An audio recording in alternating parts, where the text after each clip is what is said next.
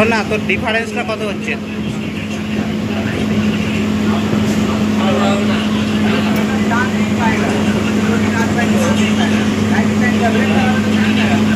হ্যাঁ, না গোলাপি কেন? তুই কি অশিক্ষিত নাকি?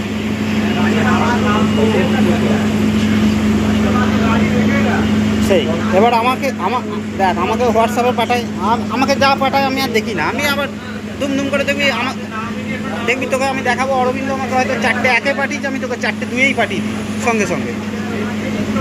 মানে আমাকেও কিছু বলে না।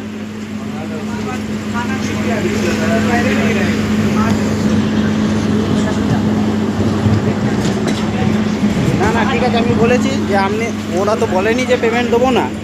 আপনি বলে দিতে পারতেন যে আপনার 10,000 টাকা চালান, 2,000 টাকা ফিস। আর আমি বলছি তোকে, উদাহরণ দিচ্ছি।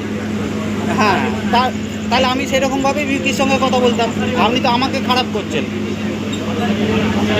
বিকি তো আপনার